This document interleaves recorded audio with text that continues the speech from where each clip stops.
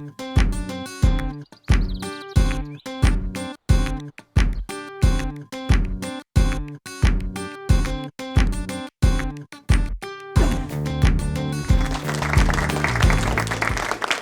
buenas, Javi. ¿Qué tal, Fernando? A ver, es que te estaba escuchando algunas cosas, ya te había dicho, pero la verdad es que estaba pensando que, hostias, esto de la liminalidad, te he oído ya la charla esta fabulosa de los atractores, los 5 atractores del apocalipsis y tal. La liminalidad no es también, o no debería ser también un atractor, porque a ver, si lo piensas, o sea, cuando piensas en el concepto, el original de liminalidad, de Van Gogh, de los ritos de transición y tal, pues sí, lo estaba planteando que, claro, tú dices, yo estaba en un entorno, me acerco a una zona liminal de, hostia, cuánta incertidumbre tal, y quiero hacer ese abrochamiento liminal con algo. Pero claro, una vez es eso de, vale, lo mismo ni lo consigo, pero si hago el abrochamiento liminal es como de, ¡guau! Ya, ala, ya me olvido, ya quiero dejar atrás ese porque he pasado, ya he hecho la transición, he ido al otro. Y, no, y al final incluso uno tendría que empujarse, ¿no?, a ese atractor, porque sabes que tarde o temprano te vas a volver a encontrar con eso, pero, claro, pero uno en su naturaleza es decir, no, no, yo quiero olvidarme de eso porque, joder, es incertidumbre, no quiero volver a sentirme incompetente. Que entonces, ¿cómo gestionar eso de algo que por naturaleza es un repulsor, una vez que has Vale, hecho el abrochamiento y volver a ello? es una pregunta maravillosa para variar. Vamos a ver, lo primero es, yo no lo considero un atractor en sí, sino que el hecho de que haya 5 atractores tan potentes funcionando al mismo tiempo, lo que ha hecho es incrementar la liminalidad del sistema de manera cósmica. O sea, ahora mismo estamos en un máximo de liminalidad histórico, por decir de alguna manera, como ocurre cuando hay un montón de atractores funcionando. Yo siempre menciono que generalmente hubo un aspecto similar con muchos atractores funcionando al mismo tiempo cuando se creó la revolución industrial. Pero tu pregunta tiene una respuesta muy sencilla. ¿Cuánta gente de aquí es perfectamente consciente de que los donetes que se mete por la mañana no son buenos para su salud? Yo estoy casi seguro que el 90% de la gente ha hecho el proceso racional de interiorizar que debería salir de ahí, que debería hacer una serie de cosas, debería levantarse más temprano, debería leer más libros, debería dejar de comer donetes con nocilla y debería empezar a leer a Milan Kundera. Pero, ¿qué es lo que ocurre? Que es que tenemos una química cerebral que nos maneja como le da la gana y que reparte los incentivos y los castigos de una manera brutal. Entonces, tú sabes perfectamente cuáles son las mecánicas de cambio de hábito, tú has leído a Fogg, tú has leído a todo este tipo de gente. Es un esfuerzo, tío. Es algo que te tienes que poner a ello de manera consciente, porque va en contra de los castigos que reparte tu cerebro, va en contra de tu naturaleza, va en contra de la lógica, y por eso yo desde el principio, cada vez que hablo de este tipo de escenarios, estoy hablando del dolor y la incomodidad y de acostumbrarte al dolor y la incomodidad. Esto nos lleva un poco al estoicismo, esto nos lleva un poco a un montón de cosas, que es, por decir de alguna manera, estamos en una sociedad que está premiando el hedonismo y al mismo tiempo está diciendo que cada vez las cosas están más complicadas. Tú ten en cuenta que cuando el estoicismo se pone de moda es porque vienen chuzos de punta. Y el estoicismo, en el fondo, tiene una parte de abandono, de entrega, de resignación, pero tiene otra parte mucho más interesante, que yo la considero mucho más interesante que la parte de aguantar ahí a pecho descubierto, que es la parte de que el obstáculo es el camino, de que el reto que te pones es lo que te va a configurar lo que tú eres, que la naturaleza del problema que afrontas, en cierta manera, es lo que te va a esculpir, y la naturaleza de la montaña que decides escalar es lo que va a decir lo escalador que eres. Entonces, eso a mí me parece que es el concepto crítico, que es decir, oye, ¿yo qué estoy dispuesto, qué grado de incomodidad estoy dispuesto a soportar para que me defina como persona? Y eso, cuando haces un proceso creativo, cuando haces un montón de cosas, tiene que ver con tu grado de compromiso con lo que estás haciendo. Compromiso con lo que estás haciendo es lo que hace, yo que sé, Kobe Bryant o Michael Jordan, que no les importa que todo el mundo piense que son unos hijos de puta y someter su cuerpo a unas torturas monstruosas, porque el grado de commitment a la misión es casi mesiánico. Entonces, todos los demás de nosotros que no somos sociópatas y que no estamos dispuestos a pagar ese precio, tenemos que medir qué grado de qué pound of flesh que decía Shylock en El Mercader de Venecia queremos poner encima de la mesa con tal de presentar nuestros objetivos, porque es absolutamente incongruente tener grandes objetivos y pensar que no vas a pasar por grandes dolores. Entonces, es un tema que es una decisión personal de commitment con el dolor y con la incomodidad. O sea, fíjate lo que te estoy diciendo, es vencer todas las resistencias naturales que te pone tu cerebro, que como bien sabemos es un perro, quiere ahorrar energía, quiere cerrar las cosas cuanto antes y quiere hacer lo que no debe.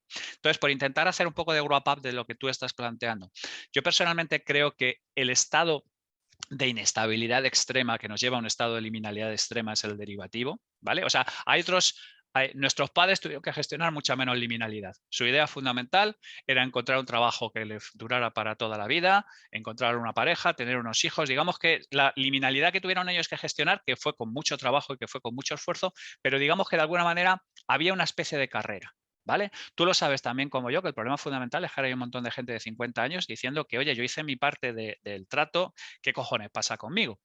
Y es sencillamente porque pensaron y se prepararon, y nuestros padres nos prepararon para una época en la que la gestión de la incertidumbre que necesitaron ellos es completamente diferente de la que necesitamos nosotros. Entonces yo personalmente creo que tenemos que abrazar el dolor un poco. O sea, tenemos que entender que el dolor es un proceso necesario para la creación y para la gestión de este tipo de escenarios.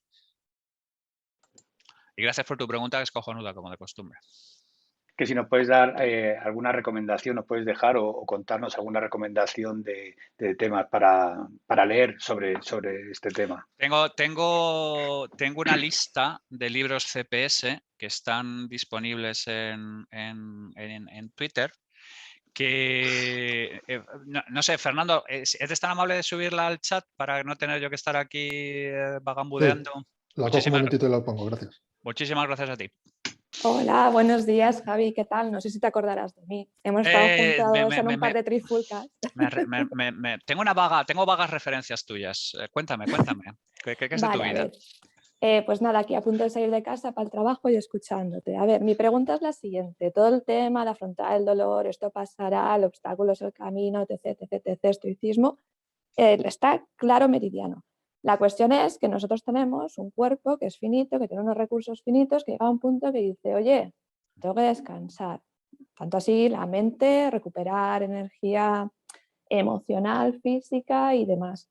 Entonces, dentro de todo esto que estás comentando, de que a mí me recuerda a un guerrero que aguanta firmemente su posición para seguir avanzando, ¿qué técnicas, qué cosas, qué forma de pensar hace que te puedas recuperar para seguir avanzando con esos obstáculos? Vale, fenomenal. Otra pregunta maravillosa. Vamos a ver. Yo lo que no os estoy comentando es una peli rollo 300, ni un rollo tipo los espartanos en las Olimpiadas de Asterix, que comían huesos de aceituna o cosas por el estilo. Sino lo que estoy planteando tiene más que ver con el hecho de que es algo que va a demandar de vosotros una plenitud física a lo mismo que mental. Entonces hay un montón de cosas, no sé si alguno de vosotros ha leído o ha escuchado el blog de Tim Ferriss. Tiene un libro muy interesante que se llama Tool of Tyrants, que está en esa lista de libros CPS que yo recomiendo, que indica una serie de prácticas de gente que son top performers, que son gente que ejecuta lo mejor de lo mejor. Y os vais a encontrar un montón de cosas muy curiosas, porque la gente de los top performers no comen huesos de aceituna ni ejercitan 14 horas al día, sino te dicen, duerme 8 horas, haz ejercicio, sal y mantén relación con otro tipo de personas, cuídate, ¿vale? Cosas como la salud mental, por ejemplo, ha sido un tabú durante muchísimo tiempo para muchísimas entornos empresariales, cosas por el estilo, que ahora mismo están surgiendo. El tema es muy sencillo. Si no estás en una óptima posición física y mental, no vas a poder dar el máximo y no vas a poder rendir al máximo. Entonces, Napoleón decía que el descanso del deber es parte del deber, y es absolutamente cierto. Si tú no estás bien Y tú no estás bien, puedes no estar bien por un montón de razones. Puedes no estar bien porque comes mal, puedes no estar bien porque duermes mal, puedes estar mal porque mantienes una relación tóxica, puedes estar mal por un montón de razones. Si tú no eres capaz de abordar ese tipo de historias, no hay capacidad de aguante que te permita seguir un día adelante. Hay gente que tiene una capacidad de aguante absolutamente monstruosa. Terminan todos reventando en la cuneta. Entonces, cuando yo estoy planteando que las virtudes del estoicismo, no estoy, digamos, de alguna manera defendiendo ese planteamiento de la persona que tiene un umbral de... No. Es más esa persona que es capaz de cuidarse a sí mismo física y mentalmente de tal manera que cuando le llega el desafío es perfectamente capaz de dar el máximo. Hay un libro que a mí me parece muy interesante, que también está en la lista, que se llama Why We Sleep, que habla de los problemas y los perjuicios de no dormir bien y lo importantísimo que es dormir bien. Why We Sleep, además, lo podéis buscar en internet, tiene una crítica absolutamente devastadora sobre muchísimos de los aspectos más... los experimentos que presenta Why We Sleep para demostrar una serie de cosas tienen una crisis de replicabilidad bastante contundente y hay un montón de críticas sobre el asunto en la red. Pero yo sigo recomendando el libro, a pesar de que toda la crítica que se ejerce sobre él es completamente cierto, porque plantea una serie de cosas muy importantes, que es hay una narrativa muy peligrosa, que es la narrativa del hombre en la misión. Este Michael Jordan que yo hablaba antes, este Kobe Bryant, este tío en una misión. Esa persona pone en peligro su propia vida, pone en peligro su propia estabilidad mental con tal de conseguir un objetivo. Eso no es sano. Esa excelencia unidireccional no es sana. Ese tipo de cosas antes o después va a volver a pediros su libra de carne de nuevo. Entonces, cuando yo estoy planteando este tipo de términos estoicistas y tal, yo no estoy abogando por esta especie de sufrimiento brutal, absolutamente incontestable, porque entre otras cosas, si no os cuidáis a vosotros mismos, no vais a conseguir ese máximo de manera sostenida, sino que a lo mejor podéis conseguir, pues como esos motores a los que les echan azúcar, a lo mejor podéis conseguir seguir funcionando de manera ficticia durante un tiempo, pero vais a terminar mal, vais a terminar quemados, vais a terminar achicharrados, vais a terminar queriendo iros de la ciudad, queriendo iros de vuestro trabajo, queriendo dejar a vuestra pareja, cuando en realidad lo que queréis es saliros de vuestra piel. Entonces, aunque parezca un poco antiintuitivo, porque muchas de las cosas que yo digo parecen antiintuitivas, para poder rendir al máximo, primero te tienes que cuidar tú. Y si no eres capaz de cuidarte tú de una manera adecuada, no vas a poder rendir al máximo. Pues Javier, muchísimas gracias. Me ha chiflado escucharte, ha sido súper interesante y además, bueno, me han surgido preguntas, ¿no? Porque me has llevado al terreno de las posibilidades. O sea, ¿no? Porque de pronto, pues con estos abrochamientos que has contado, ¿no? Donde parece que se unen cosas que están previamente, aparentemente separadas, ¿no? Surge un mundo de posibilidades en nuestra vida, ¿no? O sea, no solo en el entorno profesional, sino en nuestra propia vida, ¿no? En todo lo que hacemos. Entonces, me has hecho plantearme que en el fondo hay como ideas preconcebidas que tenemos como sociedad, ¿no? Que, por ejemplo, pues, ¿qué es un ser humano? ¿O qué es el trabajo?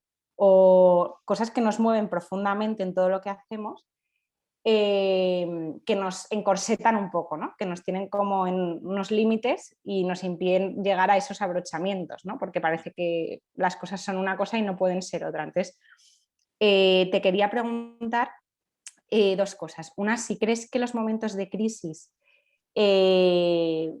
tanto como sociedad como personales, nos empujan a tener pues una mirada más propensa a hacer estas conexiones, a ser creativos de esta manera.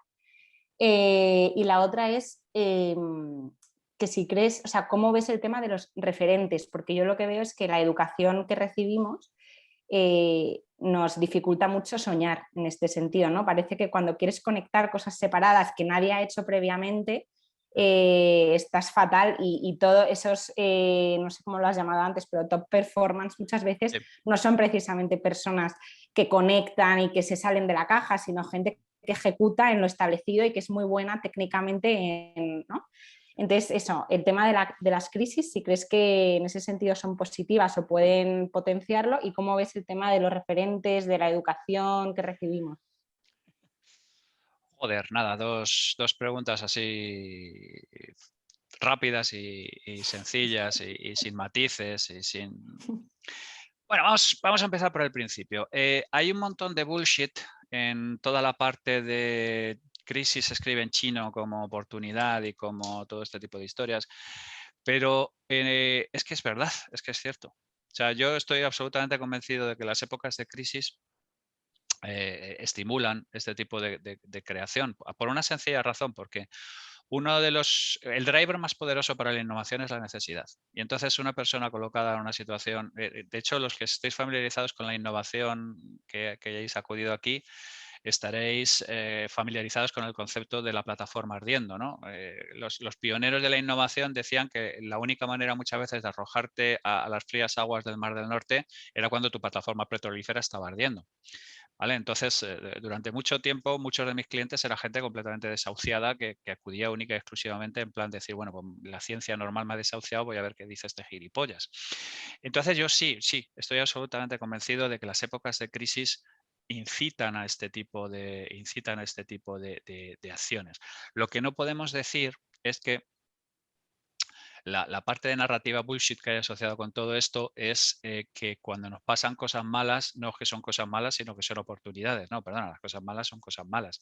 Pero hay que entenderlas, procesarlas, trabajarlas. Es un poco como el duelo, ¿vale? Si alguno de vosotros está familiarizado en cómo funciona el duelo, sabéis que hay varias fases, negación, hasta que no lo aceptamos y lo procesamos, no podemos convertir el duelo en algo positivo. Pues las crisis ocurren exactamente igual. Las crisis tienen un tiempo de proceso y de gestión.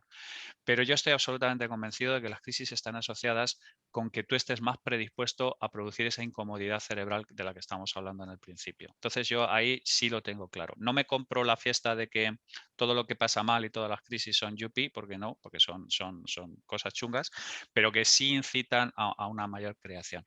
Y el tema, sobre el otro tema es que, a ver, el problema que tenemos con la educación es que la educación está pensada para un entorno taylorista en el que se supone que nosotros deberíamos ser especialistas en un tema concreto de una cadena que ya se está formulando. Mi problema fundamental es que yo terminé la carrera a principios de los 90 y el 60% de las cosas que he visto en la carrera se ha quedado completamente desfasada. Entonces, la realidad es que el proceso educativo crea gente para un proceso de normalidad que ya no está y que ya no existe. Y es un problema porque además nos producen por añadas, como si fuéramos pollos o como si fuéramos toros. Ken Robinson habla mucho del tema, hay un par de charlas TED sobre el asunto absolutamente brutales. Yo personalmente creo que yo estoy en una cruzada absoluta con mis compañeros académicos, en las cuales naturalmente yo estoy mal de la puta cabeza y no rijo bien, pero yo les digo que están en el negocio del show business. Que el conocimiento está ahí fuera y que su única responsabilidad real es hacer fascinante ese conocimiento que ellos tienen y que comparte un montón más de gente a la gente a la que le dan clase. ¿Vale? La idea fundamental es tu responsabilidad real es transmitir entusiasmo por lo que estás enseñando y mostrarle a la gente no solamente un conocimiento que lo tiene, posiblemente en Coursera, posiblemente impartido por alguien que tenga mucha mejor dicción que tú, mucha mejor capacidad de transmitir conocimientos, pero no tienen lo que tienes tú, que es la oportunidad de cambiarles la vida, que es la oportunidad de tener tiempo delante de ellos para cambiarles la vida. Entonces, yo digo siempre la chorrada de que hay mucha gente que confunde el rigor con el rigor mortis y hay mucha gente que el mundo académico está absolutamente podrido, enamorado de su propio statu quo, enamorado de sus propios rituales de paso y de crecimiento, y personalmente creo que necesita una reinvención absolutamente brutal, pero absolutamente brutal. Y el problema es, como mencionaba antes con el tema de los niños superdotados, es que de verdad el sistema está preparado para gestionar la parte central de la curva.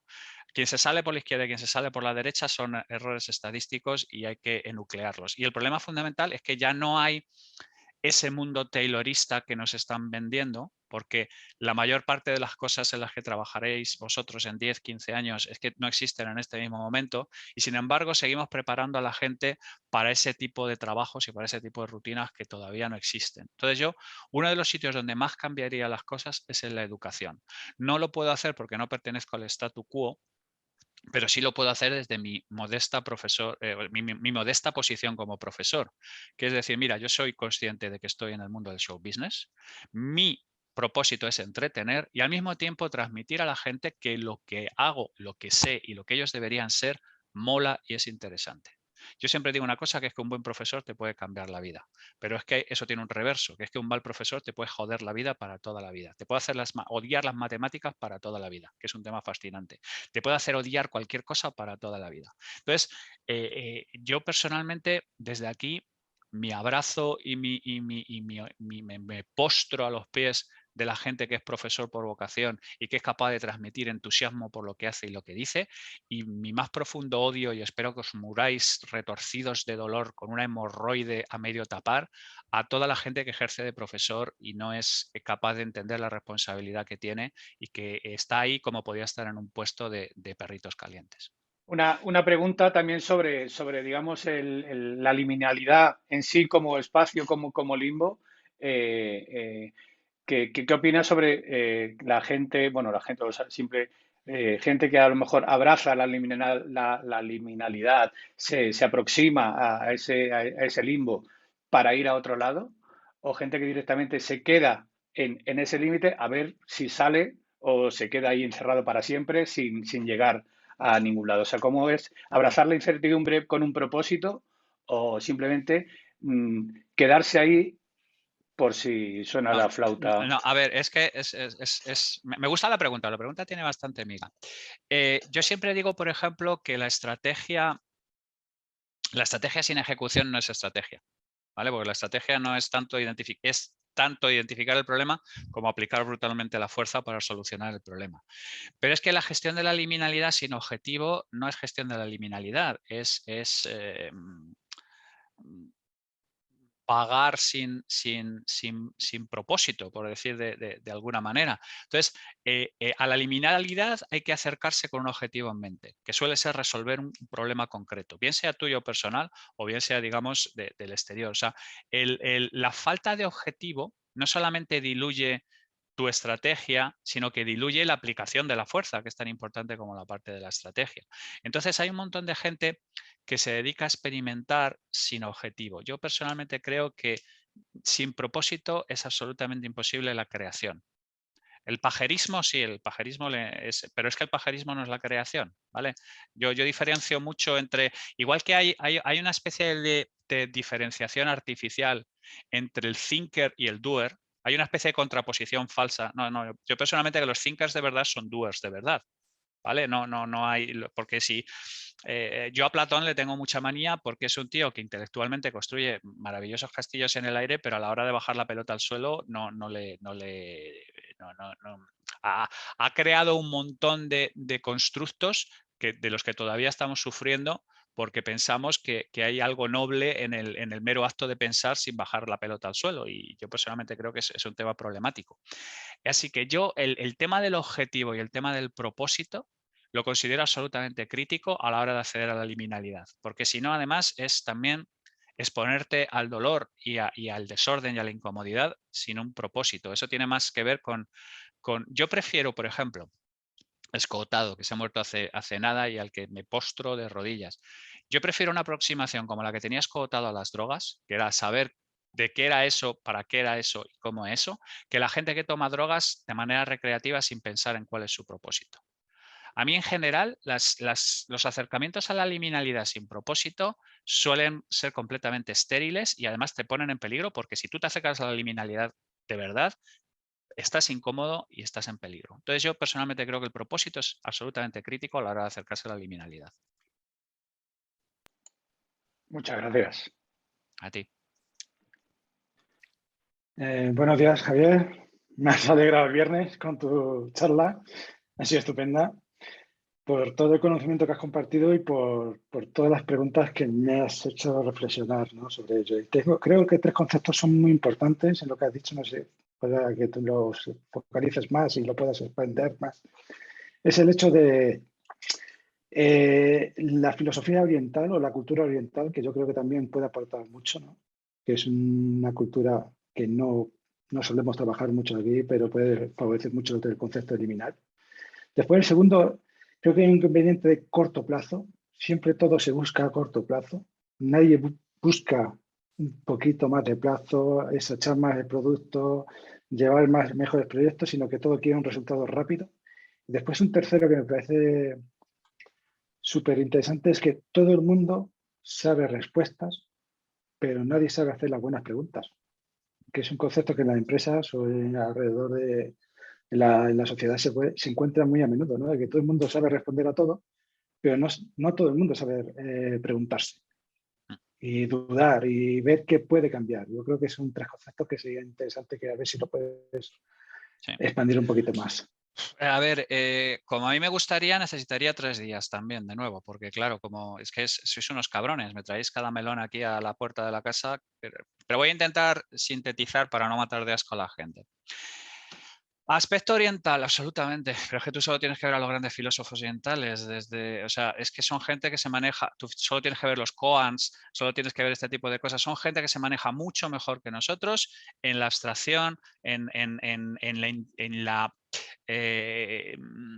dualidad, en lo indefinido, el budismo, por ejemplo, no tiene dioses, tiene una serie de conceptos, o sea, ellos se manejan muchísimo mejor que nosotros en la incertidumbre, muchísimo mejor, muchísimo mejor. Nosotros somos una civilización, por la razón que sea, más concreta y entonces sufrimos más porque cuando algo no es concreto, que es lo que suele ocurrir, porque la realidad normalmente no es concreta, tenemos que hacerlo encajar a mazazos en nuestra realidad como algo concreto.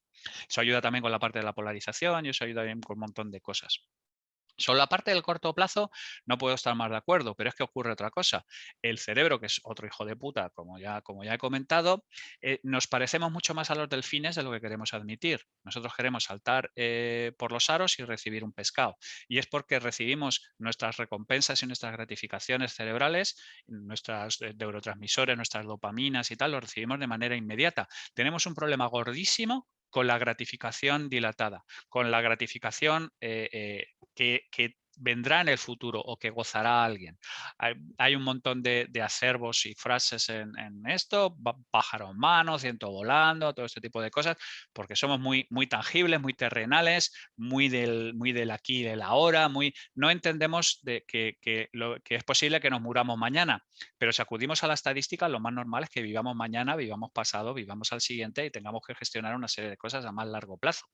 Todo lo que tiene que ver con el cortoplacismo golpea de manera frontal con todo lo que estamos hablando sobre la gestión o sea, el cortoplacismo es el sacrificio de un bien más grande a largo por una cosa más inmediata y concreta a corto. Y está detrás de muchísimos problemas empresariales, personales y de todo tipo. Porque en el fondo es que una de las cosas que hacemos cuando nos metemos en esa zona de dolor para acceder a las cosas superiores es prescindir de la gratificación inmediata, que es una cosa que llevamos a cuestas porque somos al final del día animales y porque dependemos de las hormonas y las hormonas son un mecanismo de recompensa inmediato. O sea, en general nos iría mucho mejor a la humanidad si fuéramos capaces de gestionar de una manera más adecuada la gratificación delayed, retrasada o atrasada o digamos más tarde en el tiempo. Y sobre la parte de respuestas y preguntas, efectivamente, un libro que se me olvidó comentarle a Bea, que al hilo de lo que estábamos hablando, creo que le interesa, es que se llama Liminal Thinking, precisamente, que es de Brian Gray, pero en realidad solo se centra en una cosa, que es todo lo que tiene que ver con salirnos de nuestra concepción del mundo, salirnos de cómo nosotros arquitecturamos el mundo. Todos nosotros tenemos una cosmovisión, una manera de entender el mundo, y el problema fundamental es cómo encajamos nuevos pensamientos, que al final del día se trabaja en la creación, en nuestro sistema. Entonces, como nosotros lo que hacemos es recoger los datos e interpretarnos a la luz de nuestro sistema, jamás la gente cambia de opinión por más datos que les expongas. Una de las cosas que nos damos cuenta cuando nos hacemos mayores es que esa ilusión que tenemos nosotros de que la gente va a cambiar de opinión cuando les expones una serie de datos absolutamente irrevocables es completamente ridículo. Porque, o sea, cuando tú eres joven piensas que con la espada de la razón y el escudo de la verdad se llega a cualquier sitio. En realidad no te comes una mierda normalmente. ¿Por qué? Porque la gente recibe los datos que tú le estás pensando y los interpreta a la luz de su interpretación de la realidad. Y Y entonces es perfectamente capaz de fumarse puros como mangas de abrigos con tal de que esos datos sean consistentes con la realidad que tienen. Por eso la importancia de hacer preguntas, porque una pregunta no es un dato, no es un desafío. Intenta abrir grietas en ese edificio que tenemos nosotros construidos de nuestra cosmovisión. Por eso la gente que es capaz de hacer buenas preguntas mueve muchas más cosas. Arquitecturas de persuasión, que estaba hablando antes con Fernando, y cosas por el estilo, consisten normalmente, el arte de la persuasión, si habéis leído un libro clásico que es Never Split the Difference, de Chris Voss, absolutamente clásico, tiene que ver con la capacidad de que la gente se abra a cuestionar su modelo interior. Liminal Thinking, el libro que os recomiendo, lo que habla son mecanismos para intentar inducir tu cerebro en ese escenario en el que tú te puedes plantear tu cosmovisión o tu manera de entender el mundo, ¿vale? Entonces, por eso la gente que hace buenas preguntas es capaz de mover el mundo y es capaz de hacer cambiar de opinión a la gente. Porque todo el mundo tiene respuestas contundentes, aunque sean auténticas payasadas. De hecho, hay una correlación entre más payasadas una cosa, se responde con más contundencia. Los tertulianos y la gente afectada por el síndrome de Dunning-Kruger no tienen ninguna duda. Los científicos que conocen un tema a tope, todo es puede ser, los datos llevan a esto, necesitamos más experimentos, hay que hacerlo con más certidumbre, etcétera, etcétera, etcétera. Entonces, yo personalmente creo que la gente no es consciente del poder de las preguntas porque está engañada por el poder que le atribuyen a los datos. Y la gente no se mueve en absoluto con datos. La gente se puede mover con preguntas. Entonces, el arte de hacer preguntas es el arte de abrir grietas en la cosmovisión de otra persona. Y si tú quieres de verdad inducir cambio en una persona, tienes que y tienes que crearle grietas en su cosmovisión y que él o ella sea capaz de replanteársela. O sea que yo, bueno, básicamente vengo a decir que estoy de acuerdo con las 3 aproximaciones que has planteado. Pero tengo que enrollarme un poco porque tengo que parecer como que tengo puta idea de algo, ya sabes. Muchas gracias, Javier. A ti.